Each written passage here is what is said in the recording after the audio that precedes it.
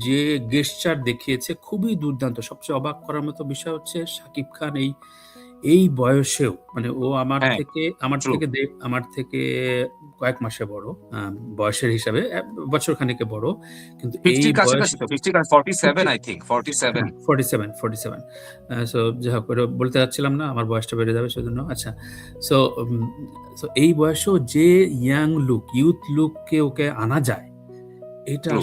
এটা আসলে ধরো সালমানকেও কিন্তু এখন আর হয় না। মানে না, আনা যায় না। যদিও ওর বয়স আরেকটু বেশি। কিন্তু হ্যাঁ। সাকিব যেভাবে উম ওকে এবং যেইভাবে ভাই শুধু ভাঙানো শুধু যায় কিন্তু ইয়াং লুক না, অনেকগুলো লুক। একবার চুল অনেক। একদম সব পিছনে, একবার চুল এইটা, এবং অনেকগুলো লুক কিন্তু। এবং প্রত্যেকটাকে মেক বিলিভ লাগছে যে বাহ! ট্রু। এই এটুকুন ছেলে বা এরকম ইয়াং তরতাজা।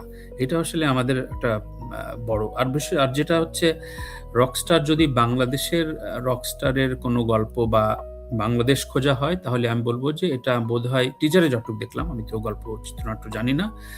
টুকটাক জয়ের একটা শোতে দেখলাম ও আবার বলল যে এলভিস প্রিসলি যে এসব গল্প আনছে। আমার মনে হয় না এত ইন ডেপথ কোনো হইছে। কিন্তু এটা বাংলাদেশের রকস্টারের কোনো প্ল্যাটফর্ম মনে হয় না। মানে এটা বোধহয় একটা মিক্সচার কোনো গল্প আছে। মানে এটা হয়তো আ আ আলাদা ওয়ার্ল্ডের কোনো রকস্টারের একটা গল্পে ফ্যান্টাসি দিয়ে আনা হবে। হতে পারে, কারণ হতে পারে। বাংলাদেশের রকস্টারের যে পরিমাণ ক্লিশে অবস্থান থাকে, গরিবিয়ানা থাকে, যে পরিমাণ আ মানে ধুলো মাখা, না খাওয়া এবং যে পরিমাণ ইনার পলিটিক্স থাকে মগবাজারের গলি থাকে, মগবাজারের গলি থাকে। মগবাজার গলি বলি, আ আই এবি কিচেন বলি কিংবা ডিজিটনের বেলি রোডের স্টুডিও পাড়া বলি কিংবা সাউন্ড গার্ডেন বলি, সেইসব তো আমাদের দেখা। ইনফেক্ট মানে আইয়ুব বাচ্চু জেমসের রকস্টার বা মহিরু হয়ে ওঠার সাথে তো আমরাও মানে সঙ্গী হিসেবে ছিলাম পেছন সারিতে। সুতরাং ওইটা না, ওইটা শাকিব খানকে দেখে আমার কাছে মনে হয়নি।